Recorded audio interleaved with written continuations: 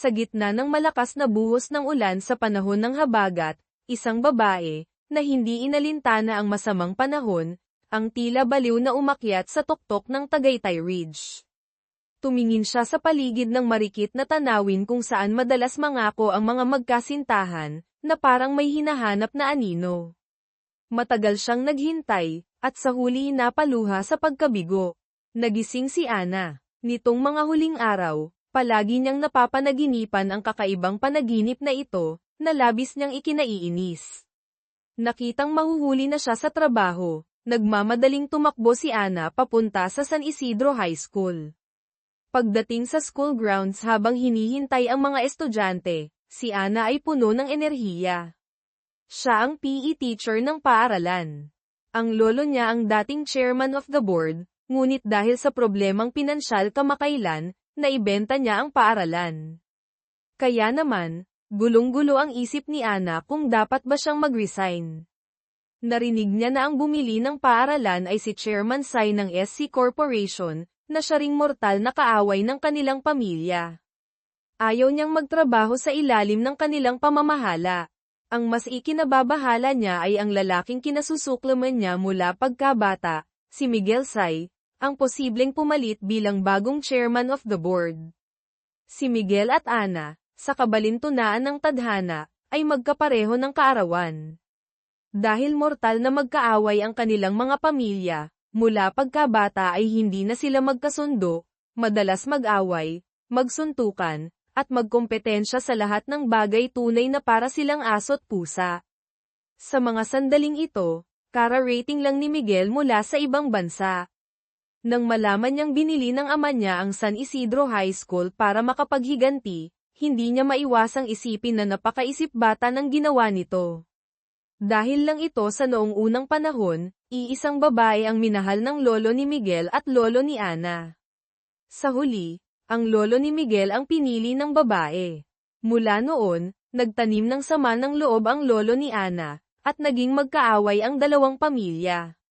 Ngayon, nais ng ama ni Miguel na siya ang pansamantalang mamahala bilang chairman of the board, pangasiwaan ang proyekto na gawing Tagaytay Highlands Golf Course ang paaralan, at kasabay nito, paalisin ang maglolo na sina Ana sa paaralan bilang ganti. Walang interes si Miguel na makisali sa isip batang paghihiganti ng kanyang ama. Bukod pa rito, mas mahalaga, mayroon silang lihim na nakaraan ni Ana kaya ayaw na niya itong makita pa. Nang gabing iyon, nakipagkita si Miguel sa mga matagal na niyang hindi nakikitang kaibigan. Nagkataong nakita niya ang dati niyang kaklase noong high school. Nagtaka ang kaibigan kung bakit ilang taon na siyang hindi dumadalo sa class reunion, pati na rin si Ana. Ngunit noong huling reunion, biglang dumating si Ana.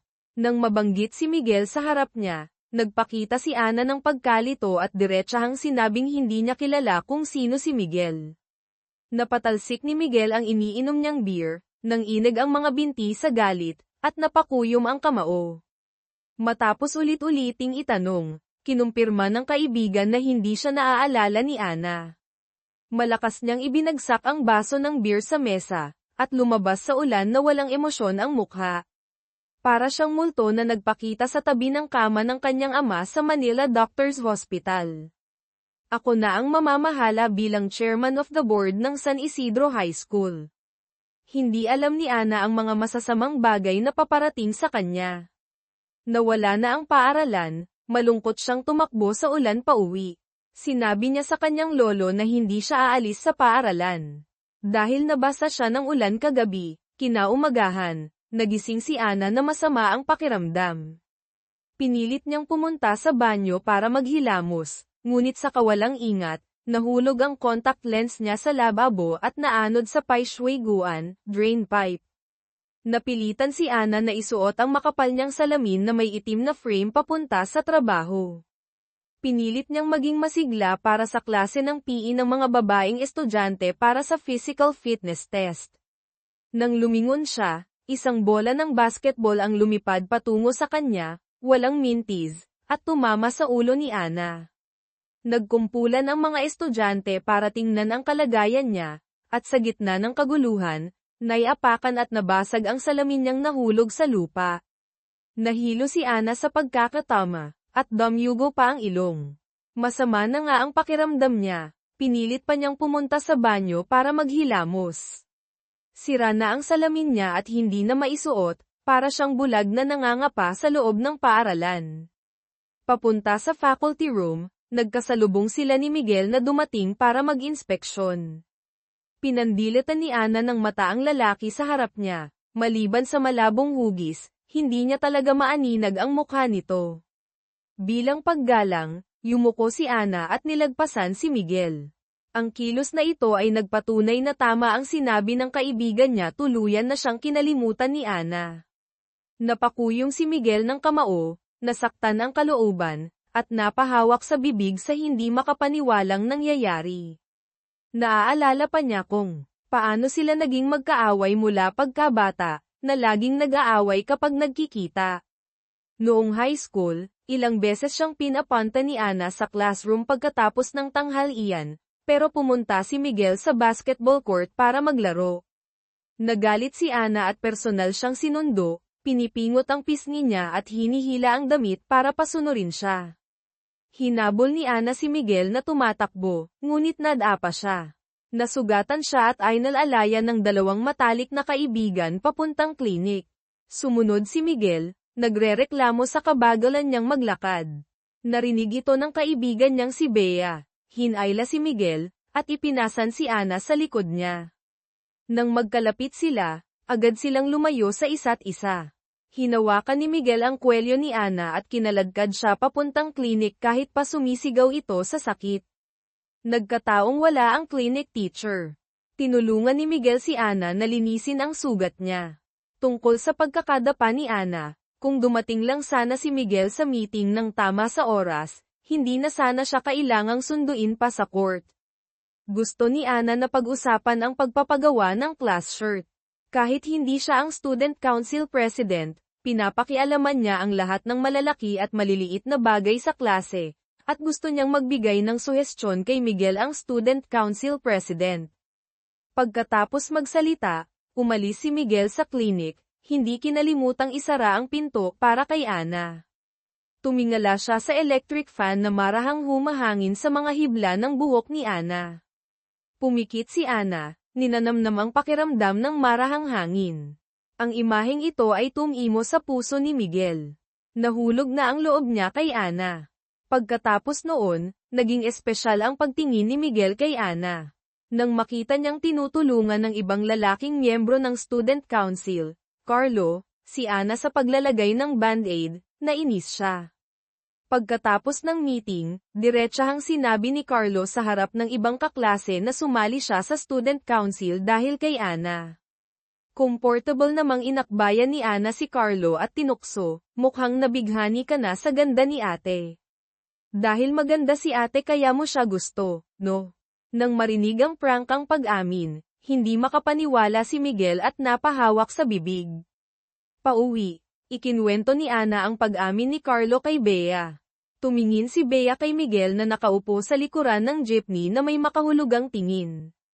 Seryoso ang mukha ni Miguel. Kulang na lang ay isulat ang salitang, bad trip, sa noo niya.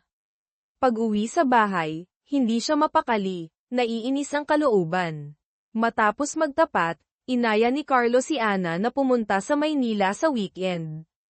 Gusto niyang ipasyal si Ana sa University of the Philippines Diliman, ang pangarap niyang unibersidad. Pagkatapos mag-isip, tinanggihan ni Ana si Carlo. Sa ngayon, ayaw pa niyang pumasok sa isang relasyon. Marami ang nanliligaw kay Ana, kapag umalis ang isa, may isang grupo namang darating. Hindi hayagang mapigilan ni Miguel si Ana, kaya ginamit niyang dahilan ang nalalapit na final exams, na hindi dapat ma-distract si Ana sa pag-aaral para pigilan siyang makipag-date. Nag-away na naman sila dahil sa magkaibang pananaw. Ininsulto ni Ana si Miguel, ang pang-anim sa buong batch, na dapat sarili muna niya ang alalahanin, hindi na kailangang mag-alala para sa kanya, ang nangunguna sa batch. Nag-alab ang diwa ng kompetisyon ni Miguel. Nakipagpustahan siya kay Ana, sa final exams na ito, kailangan niyang malampasan si Ana. Kung matalo siya, tatawagin niyang, ate, si Ana. Kapag nanalo ako, makikipag-date ka sa akin. Mas gugustuhin pa ni Ana na magpakalbo at magmongha kaysa makipag-date kay Miguel. Kaya lalo siyang nagsipag mag-aral sa library, muntik nang makatulog. Si Miguel naman ay hindi nagpatalo, nagbabasa siya kahit saan, kahit kailan. Minsan, sa sobrang pagod, nakatulog siya sa bus. Isang iglap lang, oras na para ilabas ang resulta. Gaya ng inaasahan, si Ana na naman ang nanguna, habang si Miguel ang pangalawa. Pagkatapos ng klase, galit na hinayla ni Miguel si Ana pababa ng sasakyan at dinala sa maliit na parke. Hinawakan niya ang nanginginig na kamay ni Ana, tila may gustong sabihin. Biglang natapos ang alaala. Pagkatapos mag-inspeksyon, aalis na sana si Miguel sa paaralan. Naalala niya ang trato ni Ana sa kanya. Sadya siyang pumunta sa faculty room para tingnan kung talagang hindi siya naaalala ni Ana. Sa mga sandaling iyon, masama ang pakiramdam ni Ana, nakayukyok siya sa mesa at nakatulog. Napanaginipan niya na naman ang katulad na panaginip, sa isang maulang gabi, pumunta siya sa Tagaytay para maghintay. Si Miguel, na laging nasa isip niya, ay sa wakas nagpakita. Hahawakan na sana niya ang mukha nito nang tawagin siya ng katrabaho. Nag-angat ng ulo si Ana, nakita ang matangkad na lalaki sa tabi niya. Inilahad ni Miguel ang kamay para bumati. Lutang pa rin sa panaginip si Ana, walang kamalay-malay na hinawakan ang mukha ni Miguel, at malakas itong pinisil.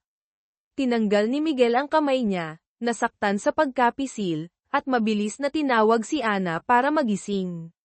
Nagising si Ana, isinuot ang salamin, isang reserbang pares, nakita ang mukha ni Miguel, napasigaw sa takot, at paulit-ulit na itinulak si Miguel palayo, sumisigaw habang tumatakbo paalis. Pagkatapos, tiningnan ni Miguel ang namumula niyang pisngi at napangisi, mukhang may naaalala pa rin si Ana tungkol sa kanya. Tuwang-tuwa si Miguel na pumunta sa tatay niya sa Manila Doctors Hospital. Kagabi, sadyang bigla siyang nagpakita sa harap ng ama, nag-alok na pamahalaan ang paaralan, na ikinagulat at ikinabali ng binti ng ama niya. Pinaalalahanan siya ng ama na mag-focus sa pag-develop ng Tagaytay Highlands Golf Course, huwag ma-distract sa mga bagay sa paaralan. Tumango si Miguel, ngunit pagtalikod, hinanap niya ang punong guro at inutos na magbukas ng advanced classes para mapataas ang college entrance rate. Siya ang mamamahala dito. Pagkatapos, espesyal niyang pinaalalahanan ang punong guro na ipatawag ang lahat ng guro sa meeting, kasama si Ana. Napilitang pumunta si Ana, sumisilip sa pinto, ayaw makita si Miguel. Ngunit paglingon, nakita niya ang health teacher, si Mr. Santos. Isang buwan na ang nakalipas, noong lasing siya, nagtapat siya ng pag-ibig dito. Sinabi ni Mr. Santos na bigyan siya ng kaunting panahon. Akala ni Ana ay tinanggihan na siya, kaya labis siyang nalungkot. Ngayong nagkita sila ulit, hiyang-hiya si Ana at mabilis na pumasok sa meeting room. Nang marinig na gusto ni Miguel magbukas ng special class, itinaas ni Ana ang gitnang daliri, sa likod ni Miguel. Iniinsulto siya na wala siyang alam pero nakikialam sa mga gawain ng paaralan. Dati, nahirapan silang kumbinsihin ang mga magulang na huwag magbukas ng special class para pantay ang trato sa lahat ng estudyante. Nag-away na naman sila dahil sa magkaibang pananaw. Ginamit ni Miguel ang kapangyarihan niya, ipinasa ang buong responsibilidad kay Ana, at inaya siyang mananghalian. Sa tingin ko, may utang kang apology sa akin. Galit na nagreklamo si Ana kay Bea na si Miguel ay tuso, walang hiya, at kontrabida. Laking gulat niya nang makita si Bea na may paghanga sa mukha, idineklara na gwapo si Miguel at type niya ito. Tahimik na umalis si Ana. Para iwasan si Miguel, umuwi siya para mananghalian. Pagpasok sa bahay, nakita niya ang lolo niyang nag-aayos ng washing machine. Tumakbo siya at niyakap ito mula sa likod, naglalambing na lutuan siya ng tinulang manok. Laking gulat niya nang iangat ang ulo at makita si Miguel na may nagtatakang mukha. Nahulaan pala ni Miguel na uuwi si Ana kaya dumalaw siya sa lolo niya, ngunit aksidenteng nabasa ng tubig mula sa pandilig ng halaman ng lolo. Pinilit ni Lolo na manatili si Miguel para mananghalian. Umupo si Ana sa tabi, ngumunguya ng pagkain habang masamang nakatitig kay Miguel, hindi kinalimutang insultuhan siya na pagkatapos ng maraming taon, tumanda na siya at kumulubot na ang mukha. Hindi makapag-react si Miguel sa harap ni Lolo. Pagkatapos kumain, sinadya niyang asarin si Ana, binanggit ang mainit na yakap nito kanina. Nagngingit-ngit sa galit si Ana, tinanong si Miguel kung bakit kailangan pa silang mananghalian ng magkasama. Ang totoo, gusto lang malaman ni Miguel kung bakit pinisil ni Ana ang mukha niya. Tumahimik si Ana sandali, tumalikod, at umalis. Ngunit sinundan pa rin siya ni Miguel hanggang sa paaralan, tinanong kung ano ang pakiramdam niya na makita siyang muli. Naiinis na ako sa'yo pagkakita ko pa lang. Alam ni Ana na may sama pa rin ng loob si Miguel sa kanya. Sinabi niyang huwag nang ungkatin ang nakaraan, na ang relasyon lang nila ay guro at chairman of the board. Nang marinig ito ni Miguel, sinabihan niya si Ana na huwag nang pisilin ang mukha niya, yakapin siya, o gumawa ng anumang, nakakahiyang, bagay na tulad noon. Sa hapon, nagtipon ang mga high school teachers para magbalik tanaw. Bukod kina Miguel at Ana, nandoon din si Clara, dati nilang kaklase. Si Clara ay math teacher na ngayon at dating may gusto kay Miguel. Nang gabing iyon, naalala ni Miguel ang pagkakayakap sa kanya ni Ana, may kakaibang naramdaman. Naalala rin ni Ana ang tingin ni Miguel sa kanya noon, hindi siya nakatulog buong gabi. Sa PE class, may bagong student teacher, si David, na balita'y national swimming athlete. Lahat ay gustong makita siya, tanging si Ana lang ang mukhang walang pakialam. Pero, nakilala ni David si Ana, at hindi maalis ang tingin nito sa kanya. Pagkatapos, hinanap ni Ana ang impormasyon tungkol kay David habang kumakain sa kantin. Ikinwento niya ito sa mga katrabaho. Dumating si Miguel na may dalang tray ng pagkain. Nang magkita sila, pareho silang napangiwi. Si Clara, na nakaupo sa tapat ni Ana, ay titig na titig kay Miguel, at sinamantala ang pagkakataon na ayain si Miguel na mamasyal. Nainis si Bea nang makitang si Clara, na kaibigan ni Ana, ay sumisip-sip kay Miguel. Nagpasya siyang ayain si Miguel sa get-together nila mamayang gabi. Hinanap ni Bea ang dati nilang high school teacher at pinakiusapan itong ayain si Miguel. Habang nag-uusap sila, dumating ang magulang ng isang estudyante ni Ana. Naalala ng teacher na may salamin na kilalang mahirap kausap ang inang ito. Totoo nga, paulit-ulit na pinakiusapan ng magulang si Ana na ipasok ang anak niya sa special class. Doon umikot ang usapan. Si Miguel, na nasa kabilang opisina, ay nagkunwaring nagtatrabaho pero sa totoo lang ay sinasamahan niya si Ana sa kabila ng manipis na pader. Nang makitang gabi na, nagkunwari siyang nag-uunat-unat at lumabas ng pinto para sumilip sa loob. Inaantok na si Ana sa kausap, pilit na idinidilat ang mga mata. Tiningnan niya ang telepono, malapit ng mag-alas 9 ng gabi. Sa wakas, natapos din ang magulang. Nang makitang pauwi na si Ana, kinuha rin ni Miguel ang folder niya at sumunod sa likod. Napansin ni Ana na hindi papunta sa restaurant ng get-together ang direksyon ni Miguel. Sasabihin sana niya sa mga guro na may lakad siya ngayong gabi. Pagkasabi nito, biglang lumingon si Ana. Dahil dito, mabilis na tumakbo si Miguel habang nagkukunwaring may kausap sa telepono ng mahina. Pagdating sa kalsada, nagkunwari siyang kalmadong naglalakad sa unahan ni Ana. Nang makitang pareho sila ng direksyon, nahulaan ni Ana na pupunta rin siya sa get-together, kaya inutusan niya itong huwag pumunta. Sa lahat ng bagay, pwede silang mag-away. Kung ayaw ni Ana na pumunta siya, lalong hindi siya papayag na hindi pumunta. Pagdating sa lugar ng get-together, lasing na ang mga guro, umaapaw ang San Miguel Beer, naglalaro ng tanungan. Ang tanong, gusto mo bang makipag-date sa katrabaho?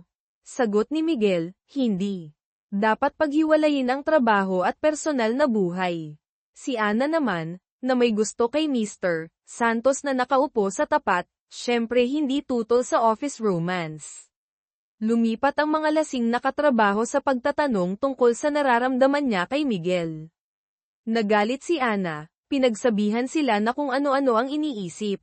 Pagkatapos magsalita, lumabas si Ana para magpahangin. Sumunod agad si Mr. Santos. Sinundan ng tingin ni Miguel ang dalawang papalayong anino.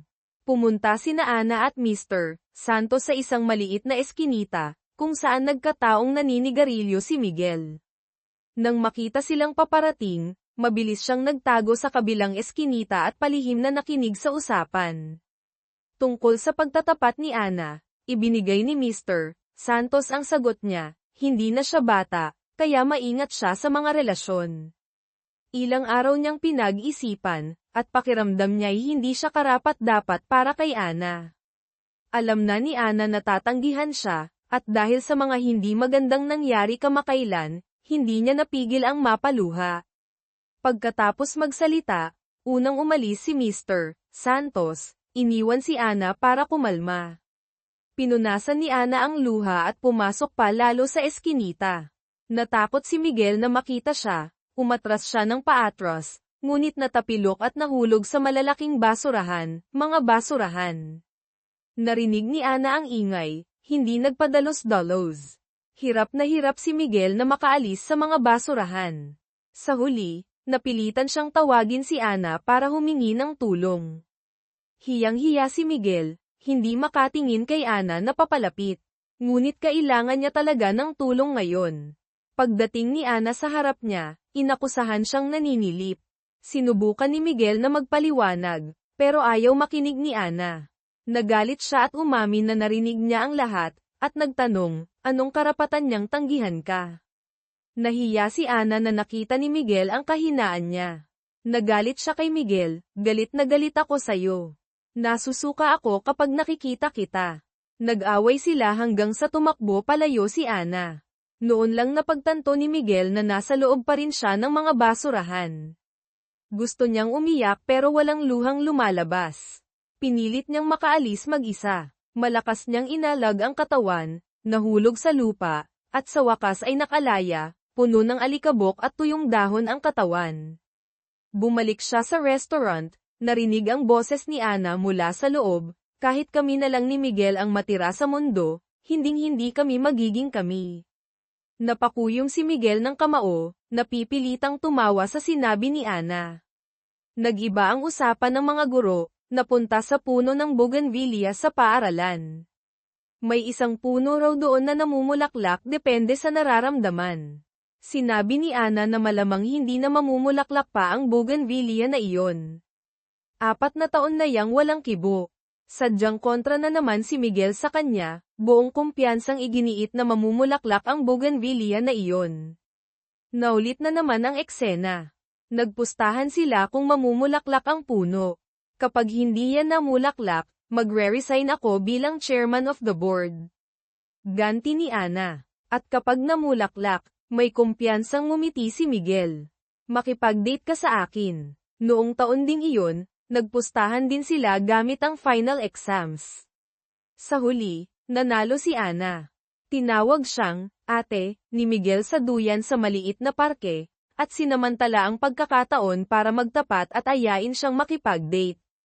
Napagtanto niya, palagi siyang nasa paligid ni Ana. Kapag hindi niya ito nakikita, hinahanap-hanap niya. Ito pala ang pakiramdam ng may gusto sa isang tao. Noong araw na iyon, nang marinig niyang inaya ni Carlo si Ana papuntang Maynila, ginawa niyang dahilan na uulan daw ng malakas sa weekend, pinagsabihang manatili na lang sa bahay. Tila hindi naintindihan ni Ana ang ibig niyang sabihin, tumalikod ito at hinanap si Bea. Noong weekend na iyon, nanunood si Miguel ng balita nang mabalitaang naaksidente ang isang bus papuntang Maynila. Nag-alala siyang baka sakay si Ana, patakbong pinuntahan ang mga ospital sa Maynila.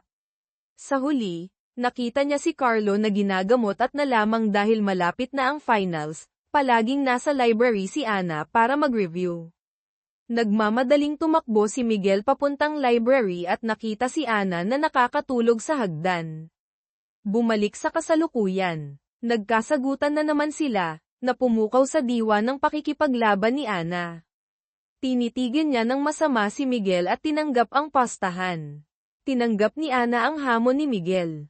Nagkatinginan sila na may nag-aalab na determinasyon sa mga mata, desididong manalo.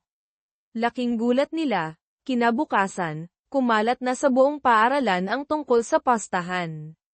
Naging usyoso ang mga estudyante, binantayan ang bougainvillea, at sabay-sabay na sinabing dapat, ikasal, si Ana kay Miguel. Mayabang na pumasok si Miguel sa opisina. Biglang tumawag ang ama niya, gustong magdaos ng isang magarbo at engranding inaugurasyon para sa kanya, para mapahiya ang lolo ni Ana. Hindi mapilit ni Miguel ang ama, kaya nakiusap na lang siya sa department head na gawing sikreto hanggat maaari ang paghahanda. Hindi nagtagal, ipinasa sa Creative Club ang responsibilidad sa inaugurasyon. Hinanap ng department head si Ana, pinakiusapang imbitahin si Mr. Santos, health teacher, para sa isang meeting tungkol sa inaugurasyon. Lakas loob na pumasok si Ana sa clinic, hindi na pinahintulutan pang mag-react si Mr. Santos, sinabi agad ang pakay, hindi kinalimutang magreklamo na si Miguel ay puro pabigat lang. Mas mabuti pang putulin na lang yung puno kaysa hayaang maupo si Miguel. Biglang sumulpot si Miguel sa likuran niya. Tinukso si Ana na gulong-gulo ang isip dahil sa pastahan. Siya raw ay matagal nang kinalimutan iyon. Pagkatapos, binalaan niya si Ana na huwag gagawa ng anumang kababalaghan sa bougainvillea, saka ito pinalayas. Pagkaalis ni Ana, nakaharap na naman ni Miguel ang karibal. Nagmeeting ang mga miyembro ng departamento. Gaya ng dati, ipinasa ng department head kay Ana ang pagpaplano ng inaugurasyon, at maingat pang ipinaliwanag sa tatlong natira na sila ay sobrang busy, si Ana lang ang walang ginagawa. Ayaw ni Ana na maghanda para sa inaugurasyon ni Miguel. Walang nagawa ang department head kundi makiusap sa vice principal. Kasabay nito, pinuntahan ni Clara si Miguel. Hindi niya maintindihan kung bakit nakipagpustahan na naman ito kay Ana. Natatakot si Clara na magkabalikan sila, kaya lakas loob siyang nagtapat kay Miguel. Natatakot siyang manalo si Miguel sa pastahan. Noong high school, lihim na sinabi sa kanya ni Ana na naging sila ni Miguel ng 3 buwan, ngunit naghiwalay dahil umalis si Miguel. Walang pakialam si Miguel sa pagtatapat ni Clara, ngunit napansin niya ang pagsisinungaling ni Ana tungkol sa 3 buwang relasyon nila. Galit siyang hinanap si Ana. Ngunit laking gulat niya nang hilahin siya ni Ana pababa sa sahig. Narinig pala nilang sinisiraan siya ng vice principal sa department head, pinakuna na sarili lang ang iniisip, dahil may alitan sila ni Miguel kaya ayaw magplano ng inaugurasyon, at iniinsulto pa na ano bang pinagkakaabalahan ng isang PE teacher, puro dahilan lang daw. Nang makaalis ang dalawa, hiyang-hiya si Ana at mabilis na umalis. Pagbalik sa opisina, masama ang loob ni Ana, napabuntong hininga. Dumating na naman ang vice principal, inutusan siyang pumunta sa sentro ng syudad para bumili ng mga mamahaling prutas, Guimaras mangoes, Davao lanzones, at kailangan pa niyang personal na iuwi ito sa paaralan. Kinuha ni Ana ang credit card ng vice principal, desididong gumanti. Pagkaalis ni Ana, pinuntahan ni Miguel ang vice principal para tulungan si Ana. Nagpasya siyang kumuha ng external organizer para sa inaugurasyon, at hindi na ipapahawak pa kay Ana ang gawain. Pumunta sina Ana at David sa tindahan ng prutas, walang pakundangang bumili ng sandamakmak na mamahaling prutas, at ipinahatid pa ito sa opisina ng vice principal.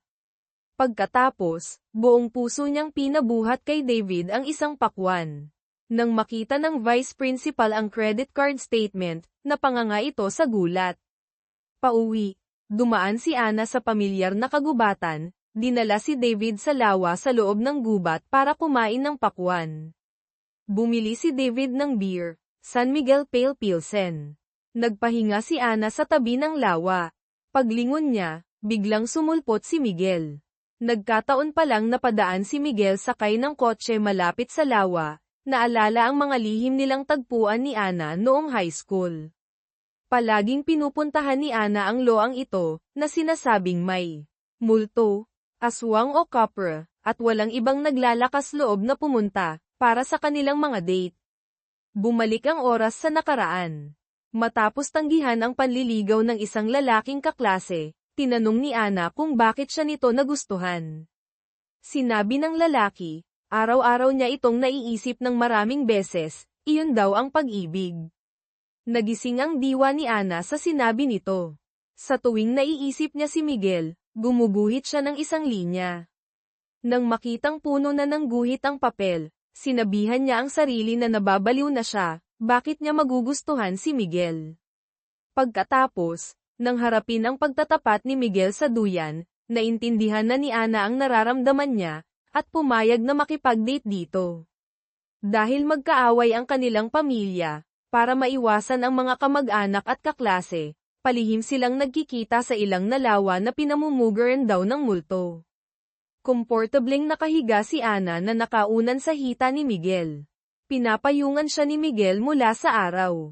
Ninanamnam ng magkasintahan ang tahimik at masayang sandaling iyon. Madalas ay dailan ni Ana na pupunta siya sa library para makasabay si Miguel sa bus papuntang Batangas, maglakad-lakad sa dalampasigan ng magkahawak kamay, mag-aral ng magkasama sa library, at kumain ng masasarap na pagkaing kalye, isaw, kwek-kwek. Siyempre, pagkatapos ng mga matatamis na sandali, mayroon ding maliliit na pag-aaway. Masyadong abala si Miguel sa paglalaro ng basketball, nakalimutan ang date nila ni Ana. Pinapili siya ni Ana, date o basketball. Nang hindi sumagot si Miguel, galit na umalis si Ana, sinabihang huwag na siyang kontaken pa. Maghapon hanggang gabi ang galit ni Ana, hindi pa rin nagpakita si Miguel. Inis siyang humiga sa kama. Pagkahiga niya, may narinig siyang tunog ng batong tumatama sa bintana. Agad na nagliwanag ang mukha ni Ana. Naghintay muna siya sandali bago buksan ang bintana. Nagpunta na naman sila sa lawa ng hating gabi. Nangako si Miguel na hindi na siya maglalaro ng basketball ngayong taon, mananatili lang siya sa tabi ni Ana. Kasabay nito, sinabi niyang hindi rin tumupad si Ana sa usapan. Malinaw na sinabi niyang kapag 3 bato na ang naibato niya, bubuksan na ni Ana ang bintana, pero mahigit 7 bato na ang naibato niya ngayong gabi. Inilahad ni Miguel ang kanyang hinliliit para makipag-pinky promise kay Ana, na simula ngayon, pareho na nilang tutuparin ang mga pangako. Sa malamlam na liwanag ng gabi, tinitigan ni Miguel si Ana, hindi napigil ang lumapit. Sa mahalagang sandali, hindi napigil ang humalakhak ni Ana. Wala nang pakialam si Miguel, kusa niyang hinalikan si Ana, natupad ang kanilang unang halik. Kinabukasan, nagpiknik ang barkada. Si Miguel, na naatasang magdala ng instant noodles, instant pansit canton, ay kimchi, o baka dapat ibang bagay, tulad ng maling soft drinks o chichirya, ang nadala. Nagpresenta si Ana na bumili sa kalapit na supermarket. Napansin ni Bea na nagde-date na ang dalawa, tinapak si Miguel sa balikat at sinenyasang sumama. Sumunod si Miguel sa kanyang girlfriend. Nang makalayo na sila sa mga kaibigan, magkahawak kamay silang masayang pumunta para bumili ng noodles. Pagkatapos bumili ni Ana, paglabas pa lang niya ng tindahan, nakita niyang may nagtatapat na babae kay Miguel, at tinanggap pa nito ang dessert, leche flan, na gawa mismo ng babae. Nagalit si Ana dahil dito. Ipinaliwanag ni Miguel na may tumawag na estudyante na nagtatanong kung nasaan siya, sinabi niya ang lokasyon niya, hindi niya inaasahang ang babaeng nagtatapat pala ang darating. Para kay Ana, hindi dapat tumanggap ng regalo ang boyfriend niya. Para kay Miguel, nilinaw na niya sa babae na hindi niya tatanggapin ang pagtingin nito, tinanggap lang niya ang regalo para hindi ito mapahiya. Nag-away ng malaki ang batang magkasintahan. Muling sinabi ni Ana kay Miguel na huwag na siyang kontaken pa. Galit na umuwi si Ana, sakto namang nakita niya ang isang ambulansyang dumaan. Kanina lang pala, pumunta ang ama ni Miguel para makiusap sa lolo ni Ana na ibenta ang lupa para makatulong sa naluluging kumpanya nito, ngunit tinanggihan siya ng lolo. Biglang na-stress ang ama ni Miguel at hinimatay doon mismo. Nakita ni Ana na isinakay sa ambulansya ang ama ni Miguel, kasama si Miguel sa tabi nito. Aksidenteng nahulog ang telepono niya sa lupa at nasagasaan ng sasakyan. Pagkatapos noon, hindi na pumasok si Miguel sa paaralan. Hindi na rin siya makontak ni Ana. Nalaman ni Bea mula sa tsismis na inilipat ang ama ni Miguel sa isang ospital sa Manila dahil sa problema sa negosyo, at nakumpiska na rin ang kumpanya nito. Walang makakontak sa pamilya ni Miguel. Sobrang nami-miss ni Ana si Miguel, hindi mabilang na beses siyang tumawag pero hindi pa rin marinig ang boses nito. Humagulgol si Ana, napayukyok sa desk at nakatulog. Kinabukasan, nagkaroon siya ng mataas na lagnat. Nagpahinga si Ana sa kama hanggang gabi. Pagmulat niya, nakita niyang nakaupo sa tabi niya si Clara. Alam ni Clara ang nangyari, ramdam niyang sobrang lungkot ni Ana. Hindi na napigilan ni Ana ang emosyon, sinabing nami-miss niya si Miguel, pero hindi ito tumatawag pabalik, siguro galit na ito sa kanya. Lumuluha si Ana, umiyak hanggang sa mapagod at makatulog muli. Habang nakikinig kay Ana, malalim ang iniisip ni Clara na nakaupo sa tabi. Napansin niyang nag-vibrate ang telepono ni Ana, isang hindi kilalang numero ang tumatawag. Pagkatapos ibaba ang tawag, may dumating na text message agad, nagsasabing si Miguel ito, kakabili lang ng bagong telepono, at agad na kinontak si Ana. May sariling balak si Clara, may gusto siya kay Miguel at ayaw niyang maging karibal si Ana. Kaya, nag-text siya kay Miguel gamit ang pangalan ni Ana, sinabing huwag na siyang kontaken pa, saka blinak ang numero ni Miguel. Walang kamalay-malay dito, palaging malungkot si Ana. Narinig niya sa radyo na magkakaroon daw ng malakas na ulan sa Maynila sa hapon, first heavy rain of the season.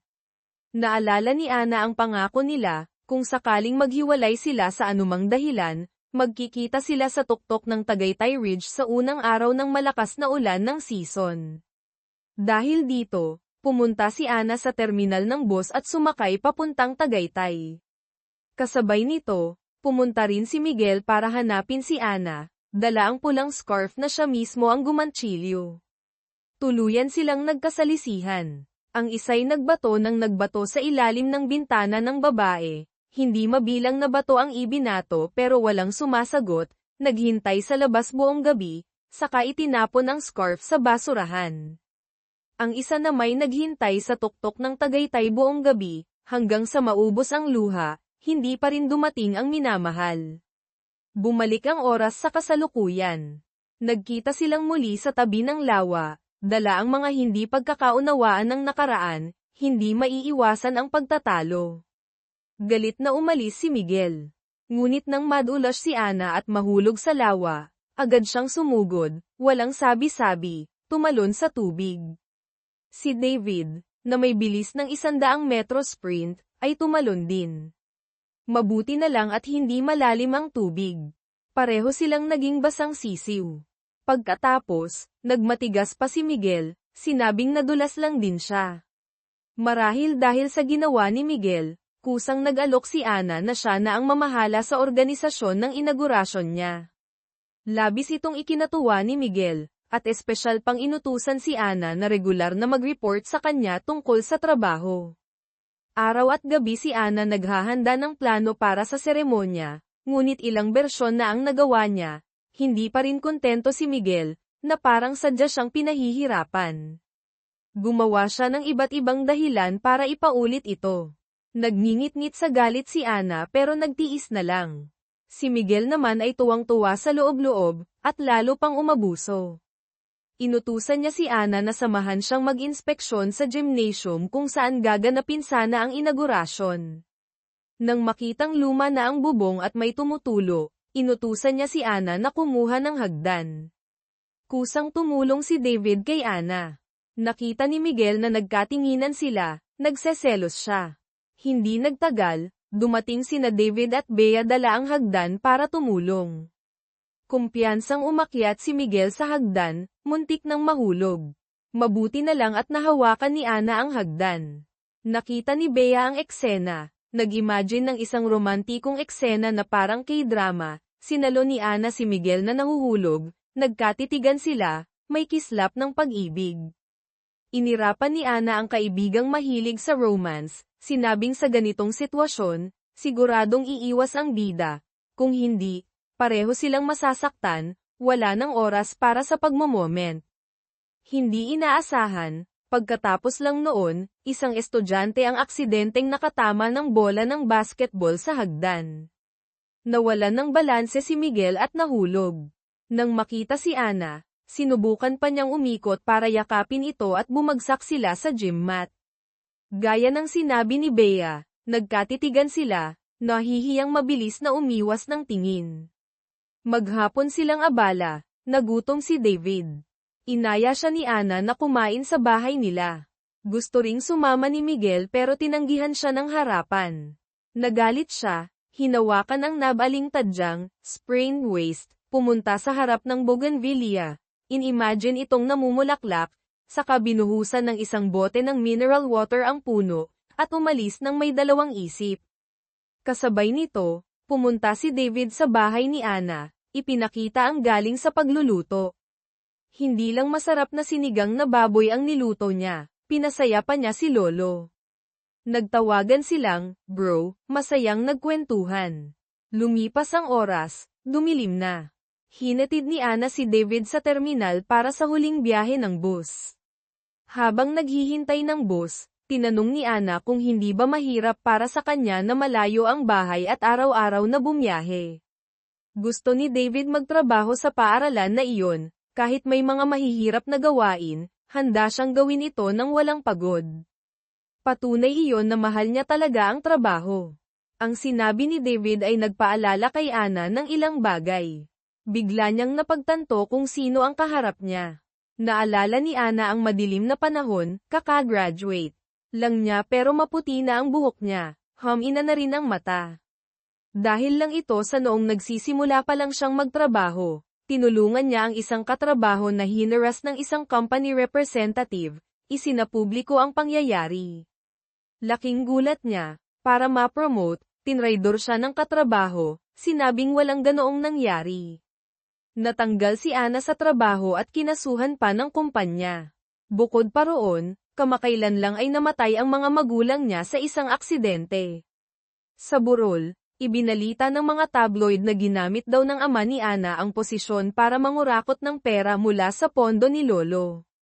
Matapos ang sunod-sunod na dagok, nawalan ng ganang mabuhay si Ana, pumunta sa rooftop ng ospital, Manila Doctors Hospital. Sa ospital ding iyon, si David, na kada rating lang bilang national athlete, ay kinailangang magretiro dahil sa injury, hindi na makakalangoy pa. Bagsak ang loob, umakyat din siya sa rooftop, sakto namang nakita niya si Ana na maputi ang buhok na nakatayo sa tabi. Sa pagmamadali, tinawag niya itong, Lola, na ikinagalit ni Ana at sinigawan siya. Nang makaupo na sila sa gilid ng rooftop, isang hakbang na lang mula sa kamatayan, unti-unting nawala ang pagnanais nilang mamatay. Nag-usap sila, ibinahagi ang kani-kanilang mga problema. Hindi na makakalangoy si David, si Ana naman ay nawalan ng mga magulang at nawalan ng kontak sa lalaking mahal niya. Ang kalungkutan ay lalong nagtulak sa kanila na tumalon. Uminom si David ng isang lata ng beer para lakasan ang loob. Pagkainom niya, nahilo siya at natumba paabante. Sakto namang may humila sa kanila mula sa likuran. Sabay silang nawalan ng malay. Ang nagligtas sa kanila ay si Miguel. Pagkamatay ng mga magulang ni Ana, pumunta siya sa pintuan ng kwarto nito sa ospital, tinitingnan siya, ngunit walang lakas ng loob na magpakita. Isang beses, nang makitang wala si Ana sa kwarto, hinanap niya ito kung saan-saan, at nakita silang dalawa na nakaupo sa gilid ng rooftop. Mabuti na lang at dumating siya sa tamang oras, nailigtas silang pareho. Bumalik ang oras sa kasalukuyan. Hinanap ni Lolo si David sa terminal, na-miss nito ang huling bus, kaya napilitang makitulog sa bahay ni Ana. Kinaumagahan, pinuntahan ni Miguel si Lolo ni Ana, nakiusap na dumalo ito sa inaugurasyon. Nagplano na ang ama ni Miguel na ipahiya si Lolo sa seremonya. Nang marinig ito, nagmamadaling pumunta si Miguel sa bahay ni Ana. Nagkataon namang nakita niya si David na pababa mula sa itaas, nakangiting bumabati ng magandang umaga. Naintindihan ni Miguel ang lahat, inisip na kung na-miss nito ang huling bus, dapat nag-taxi na lang ito pauwi. Pansamantalang pinigilan ni Miguel ang selos, pinayuhan ang ama na huwag nang magtanim ng galit kay lolo ni Ana. Nahulaan pa niya na kapag gumaling na ang paa ng ama niya, aagawin nito ang posisyon niya bilang chairman, siya mismo ang mamumuno para makapaghiganti. Habang iniisip kung paano haharapin ang problema sa ama, hindi niya makalimutan ang paglabas ni David sa bahay ni Ana. Habang nagjo-jogging, napagkakamalan niyang si David ang mga dumadaan. Sa paaralan, palihim niya itong tinitingnan. Habang nagtatrabaho, naghahalucinate siya, ibinato ang hawak na ballpen sa imaginary image ni David, bumubulong sa sarili, bakit hindi ka nag-taxi? Mabilis na lumipas ang panahon, dumating ang araw ng inaugurasyon. Ginamit ni Miguel na dahilan ang tumutulong bubong ng gymnasium, hindi raw ligtas, kaya inilipat ang venue sa maalikabok na school grounds. Pagkatapos, nagpadala si Miguel ng sasakyan para sunduin ang mga taga-baryo para manood ng mga bulaklak, namulaklak na ang bougainvillea, kumain ng masasarap na pagkain, merienda, at binigyan pa sila ng kaunting pera, balato. Ayon sa orihinal na plano, inimbitahan ng ama ni Miguel ang mga taga-baryo para ipahiya si Lolo sa harap ng lahat.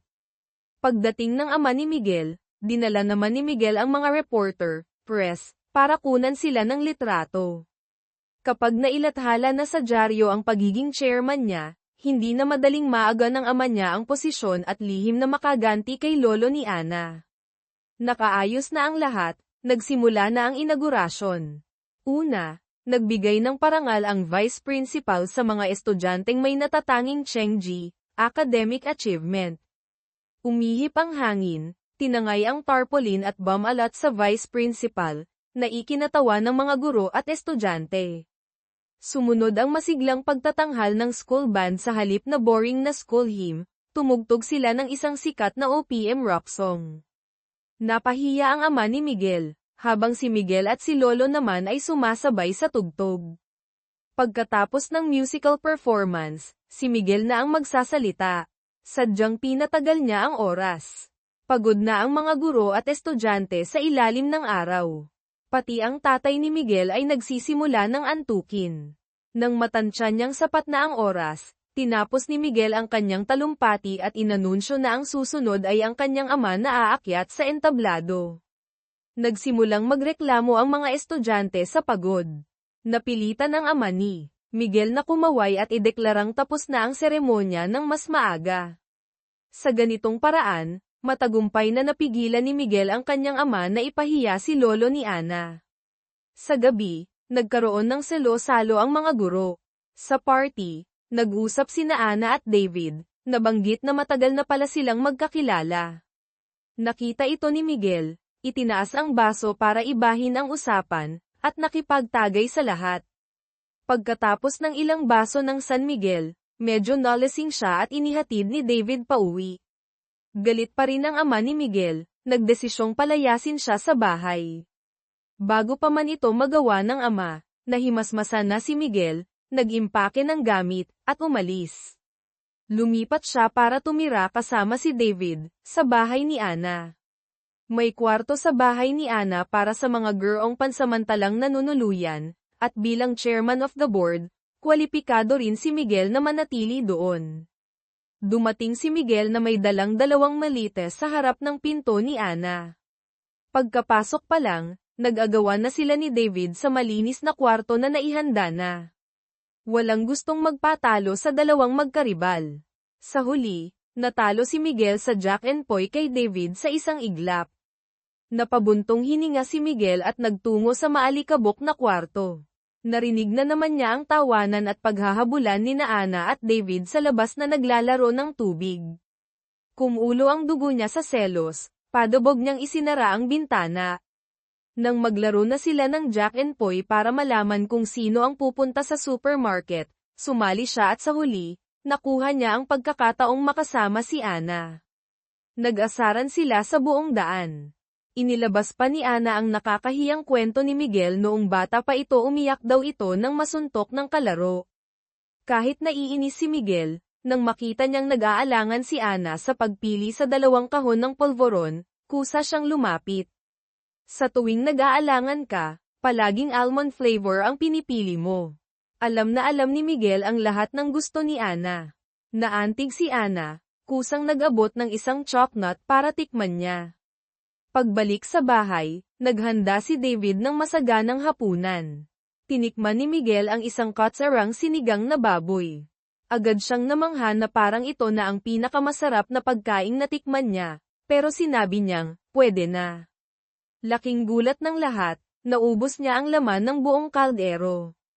Pagkatapos kumain, naghuhugas ng pinggan sina Miguel at Ana. Sadyang nilakasan ni Lolo ang boses patungo sa kusina. Tinanong si David kung okay lang ba sa kanya na makipag-date sa babaeng mas matanda sa kanya. Nahulaan ni Miguel na gusto ni Lolo na maging sila ni David at Ana. Nang marinig pa niyang sinabi ni Ana na okay lang sa kanya si David, parang bata siyang nagwisik ng tubig sa mukha ni Ana at galit na umalis. Para makipagkumpetensya sa karibal, kinuha ni Miguel ang lumang toolbox, sinimulang ayusin ang pinto at ang ilaw sa kisame. Pinuri siya ni Lolo. Hindi nagpatalo si David, nagsimulang gumawa ng atsara. Tensyonado ang dalawa, habang gumagawa ng gawaing bahay ay masama ang tingin sa isa't isa, walang gustong magpadaig. Sa gabi, hindi nagpatalo si Miguel, nagsimula ring magluto ng sinigang.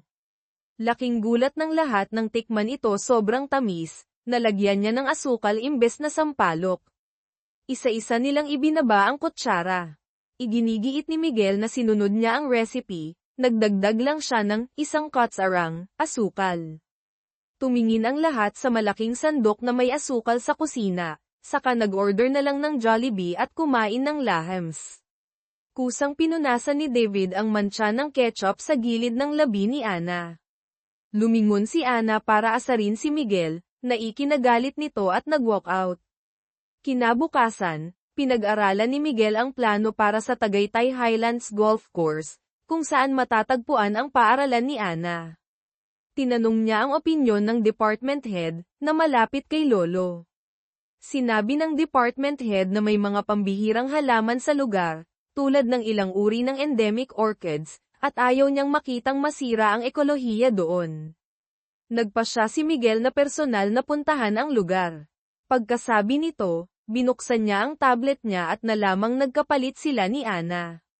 Agad silang nagsimulang mag-away sa hallway dahil sa tablet. Nakita ito ni Clara, puno ng pagkadismaya ang mga mata. Bumalik si Ana sa opisina, naalala ang nangyari kanina, ang palihim niyang nakitang pagngiti ni Miguel, hindi niya rin mapigil ang mapangiti. Ikinwento ng department head kay Lolo ang tungkol sa plano ni Miguel. Nagplano si Lolo na kontaken ang mga taga-baryo para magprotesta ng sama-sama, para mapigilan ang pagdevelop sa lugar. Pagkatapos, pinuntahan niya si Miguel, binigyan ng librong siya mismo ang sumulat tungkol sa lokal na ekosistema, binigyang diin ang pagkakaroon ng endangered na orchid. Umaasa siyang pag-aaralan itong mabuti ni Miguel. Pagkatapos nito, pinuntahan ni Lolo ang mga taga-baryo, ngunit na lamang iilan lang ang gustong magprotesta. Karamihan ay naniniwalang tataas ang halaga ng lupa nila dahil sa proyekto kaya pumayag sila. Kaunti lang ang kakampi ni Lolo. Samantala, nagpakain ng lechon at nagdaos ng fiesta ang ama ni Miguel para sa mga taga-baryo, napakasaya ng atmosfera. Nakita ni Lolo ang mga taga-baryo na nasa party ng ama ni Miguel habang pauwi siya. Sumugod siya sa venue at pinagsisigawan ang mga taga-baryo, tinawag silang mga mukhang pera. Pinagtawanan naman siya ng ama ni Miguel, sinabing matagal na siyang talo. Akmang magagalit na si Lolo nang biglang sumugod si Ana para awatin siya. Ininsulto naman ng ama ni Miguel si Ana, na lumaki lang daw para maging isang ordinaryong guro. Nagalit si Lolo at sinugod ang ama ni Miguel. Pagkatapos ng magulong eksena, pinakalma muna ni Ana si Lolo, saka dinala si Miguel sa tabi ng lawa para kumprontahin. Siya ba ang nagsabi sa ama niya kung saan at kailan magpupulong si Lolo kasama ang mga taga-baryo? Tapos, sinadya ba ng ama ni Miguel na piliin ang araw na iyon, malapit sa lugar ng pulong ni Lolo, para magpakain sa mga taga-baryo? Itinanggi ito ni Miguel, hinding-hindi raw siya naglabas ng impormasyon. Bukod pa roon, tungkol sa nangyari ngayon, ipinahayag ni Miguel ang kanyang paninindigan, isa siyang negosyante, kikita ang golf course, kaya itutuloy niya ito. Magkaiba ang kanilang pananaw.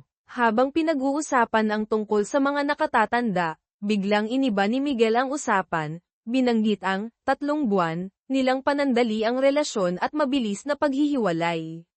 Sa tuwing binabanggit ito, tinititigan ni Miguel si Ana ng mariin, na ikinaiilang niya. Sa daan pa uwi, nag-away sila ng nag-away, magkabilang direksyon ang tingin, walang gustong pumansin sa isa't isa. Naglinis ng katawan si Miguel at natulog. Hating gabi, nagising siya sa ginaw, sira pala ang aircon sa kwarto niya, o walang heater. Mahigpit siyang nagkumot para magpainit. Kinaumagahan, galit pa rin si Ana. Ayaw niyang sabayan si Miguel sa almusal, hinintay muna niyang matapos itong kumain bago siya umupo. Sinadya ni Miguel na bagalan ang pagkain sa harap ni Ana para inisin ito. Nabuwisit si Ana, nagsumbong kay Clara na nag-away sila ni Miguel dahil sa isyu ni Lolo. Nang marinig na nag-aaway ang dalawa, halatang natuwa si Clara, hindi napigil ang mapangiti. Kahit nagrereklamo si Ana, batay sa pagkakakilala niya dati, naniniwala siyang hindi magsisinungaling si Miguel, hindi ito ang nagsiwalat ng plano ni Lolo sa ama nito. Patuloy namang nagsulsol si Clara, sinabing nagbabago ang tao, sino raw ba ang nakakaalam kung anong klaseng tao na si Miguel ngayon? Para mapalapit kay Miguel, nagmungkahi si Clara na uminom sila ng beer sa bahay ni Ana. Pagkapasok pa lang, humanap agad ng pagkakataon si Clara na pumasok sa kwarto ni Miguel, umupo sa kama nito. Nang makarinig ng ingay sa labas, mabilis siyang lumabas, pumunta sa sala na parang walang nangyari. Pagkatapos ng ilang baso ng beer, nalasing si Clara, sinimulang ireto si Ana kay David, tanong ng tanong kung ano ang nararamdaman ni David para kay Ana. Na-pressure si David, sa pagkalito ay napainom ng alak, o naparami, agad nalasing at namula ang mukha. Nakita ito ni Clara, sigurado siyang may gusto si David kay Ana. Bumalik si Miguel sa bahay, narinig ang boses ni Clara, umubo ng bahagya. Medyo nasusuka si Clara dahil sa kalasinggan, ay nalalayan ni Ana papunta sa kwarto. Si Miguel naman ang nag-alalay kay David pabalik sa kwarto nito. Lasing na natulog si Clara sa kama ni Ana. Hating gabi, nagising siya, tinanong si Ana kung nasaan ang bag niya, hindi raw siya pwedeng matulog doon. Inaantok pa si Ana pero bumangon para tulungan itong hanapin ang bag. Kasabay nito, lumabas si Miguel sa sala para kumuha ng tubig, napansin ang isang tali na nakabitin mula sa kisame. Hinailan niya ito, bumukas ang daanan papuntang attic. Umakyat si Miguel sa attic gamit ang hagdan, natagpuan ang isang maliit na kahon na naglalaman ng mga litrato nilang dalawa ni Ana noong high school. Nakabitin ang mga binti ni Miguel sa pasukan ng attic, nagulat ng husto sina Ana at Clara na naghahanap ng bag. Nang marinig ang sigaw, mabilis na ibinaba ni Miguel ang kahon. Napansin ni Ana ang kahon, lumapit para agawin ito, ngunit nadulas at nahulog sa sahig. Bago pa man bumagsak, aksidenteng nahawakan ng kamay niya ang pantalon ni Miguel. Mabuti na lang at dumating si David sa tamang oras, tinakpan ng kumot ang katawan ni Miguel. Hiyang-hiya si Miguel, hawak ang kumot na pantakip sa katawan, umusad ng patagilid na parang alimango pabalik sa kwarto. Kinabukasan, ipinakita ni Miguel ang itinagong litrato kay Ana, tinanong kung bakit niya pa ito itinago. Ipinaliwanag ni Ana na nakalimutan lang niyang itapon, wala itong ibang ibig sabihin. Pagkasabi nito, kinumo niya ang mga litrato at itinapon. Pero ang totoo, hindi ito ang nasa puso ni Ana. Pag-uwi, pinulot niya ang naiwang kahon sa sala. Habang tinitingnan ang mga lumang litrato nilang dalawa, kinuha niya ang lumang cellphone at chinarge ito, tila gustong balikan ang kanilang mga alaala. Narinig ni Ana na bumalik si Miguel, tila pasuray-suray, mukhang may sakit. Inabutan siya ni Ana ng kumot. Uminom ng gamot si Miguel at humiga sa kama, ubo ng ubo. Tinulungan siya ni Ana na luwagan ang kurbata, kinuha ang temperatura, at nilagyan ng basang bimpo sa noo para bumaba ang lagnat. Sa kanyang panaginip, bumalik si Miguel sa panahong naghintay siya buong gabi sa harap ng bahay ni Ana. Ngunit iba ang eksena sa panaginip, hinintay niya ang babaeng mahal niya. Tumakbo si Ana papalapit sa kanya. Ang mga bougainvillea sa daan ay sabay-sabay na namulaklak. Iniabot niya ang kamay para haplasin ang minamahal, ngunit tumalikod si Ana at umalis. Sa katotohanan, iniabot din ni Miguel ang kamay at hinawakan ang kamay ni Ana, na nag-alaga sa kanya buong gabi. Bumaba ang lagnat ni Miguel, bumangon siya, hinayla si Ana paupo sa silya sa harap niya. Habang medyo lutang pa, hinalikan niya si Ana. Sakto namang may kumatok sa pinto. Natakot si Ana, mabilis na hinaranggan ng paa ang pinto, pinigilan si Lolo na papasok sana para magdala ng kumot. Pagkatapos, kinumutan niya si Miguel na tulog at tahimik na umalis. Kinabukasan, tinanong ni Miguel kung may pumasok sa kwarto niya. Nalaman ni Ana na nakalimutan ni Miguel ang nangyari kagabi, nainis siya ng husto at napahigpit ang hawak sa sandok. Masama ang tingin niya kay Miguel, aksidenteng napatingin sa labi nito, naalala ang mainit nilang halik kagabi, at mabilis na yumuko. Buong umaga, hindi makatingin ng diretso si Ana kay Miguel, at pilit niya itong iniiwasan. Tinukso siya ni Miguel na takot daw siya sa kanya. Mabilis na ipinaliwanag ni Ana na hindi niya ito iniiwasan. Pagkatapos lang noon, tiningnan siya ni Miguel, nataranta si Ana at napatingin na naman sa labi ni Miguel, mabilis na inalis ang kamay nito. Isang salita lang, nag-away na naman sila, gumagamit ng mga banat para insultuhan ang isa't isa. Si David, na nasa gitna, ay nanginginig. Sa gabi, dahil sa pag-aalaga kay Miguel buong gabi, nagkasakit din si Ana. Mahina niyang binuksan ang cellphone niya noong high school, tiningnan ang mga litrato nilang dalawa ni Miguel, muling naalala ang masasayang sandali noong sila pa. Napabuntong hininga si Ana, iniisip ang pagkatalo sa pastahan at ang posibilidad na makipagbalikan kay Miguel, hindi alam ang gagawin. Naalala ni Miguel ang itsura ni Ana kanina, hindi mapigil ang mapangiti. Bigla niyang naalala ang paghawak niya sa kamay ni Ana kagabi, at ang halik, bago pa man niya mapag-isipang mabuti. Dumating si Clara at pinutol ang kanyang pagmumuni-muni. Pumunta si Clara kay Miguel para sabihing medyo nagsisisi siya na nagalit siya dito at sinabi ang tungkol sa pagkagusto niya rito noon. Ang lamang ng tingin mo sa akin noon, pero ngayon ang tigas na ng ekspresyon mo, nasasaktan ako. Pumunta lang ako para sabihin sa'yo na tinitingnan lang kita, bilang higit sa kaibigan. Maybe, bilang kaibigan lang. Kaya, bumalik na tayo sa dati, magkaibigan lang. Pagkasabi nito, umalis agad si Clara dahil may pupuntahan siyang training sa Manila. Tumawag si Ana kay Clara para magkita sa labas ng gate. Ngunit nakita ni Clara si Miguel na paakay na rin ng kotse papuntang Manila para sa birthday ng ina nito, kaya nakiusap siyang makisabay. Sa daan, nakita ni Miguel sina Ana at David na hindi nakaabot sa bus, kaya umatras siya para isakay sila.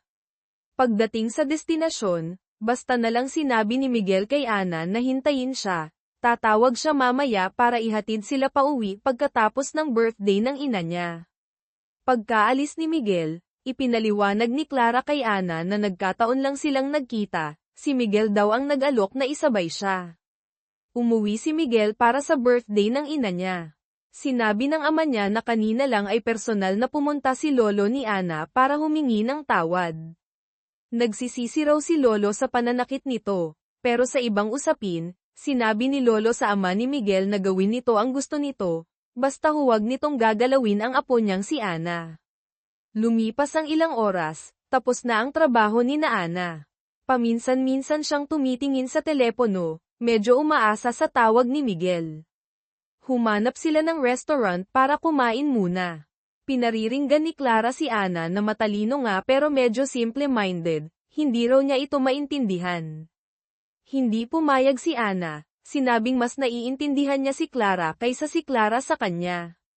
Kalagitnaan ng pagkain, nagpunta si Ana sa banyo. Si Clara na lang ang naiwan sa mesa. Sakto namang tumawag si Miguel, sa numero ni Ana. Kinuha ni Clara ang telepono ni Ana at pinatay ang tawag. Nasa kotse si Miguel, huminto sa gilid ng daan, tumawag ulit, wala pa ring sumasagot. Pamilyar ang eksenang ito, naalala ni Miguel ang gabing iyon, kahit ilang beses siyang tumawag, hindi niya narinig ang boses ni Ana. Natakot si Clara na tumawag ulit si Miguel, kaya pinatay niya ang telepono ni Ana. Nang makitang pabalik na si Ana, mabilis niyang itinago ang telepono sa bag niya. Dahil sa ginawang masama, medyo nakonsensya si Clara. Nagsinungaling siya na may kaibigan siya sa Manila, dadalawin niya ito ngayong gabi. Kaya hindi siya sasabay pa uwi kina Ana at David. Ganoon na nga, umalis si Clara dala ang telepono ni Ana, iniisip kung paano itatapon ang teleponong ito. Hindi matawagan si Ana, gustong kontakin ni Miguel si David. Akmang ay dadial na niya ang numero ng makaramdam ng konting sama ng pakiramdam, uminom siya ng gamot na dala niya, at hindi na itinuloy ang pagtawag kay David. Umalis na si Clara, sina Ana at David na lang ang naiwan. Nagmungkahi si David na magstay sila ng mas matagal, mag-ikot-ikot sa Manila. Kumain sila ng street food, isaw, fishball, nakinig sa magandang musika, sabay na naalala ang unang pagkikita nila sa ospital. Naramdaman ni Ana na mapalad siya dahil si David na dating desperado ay naging maluman.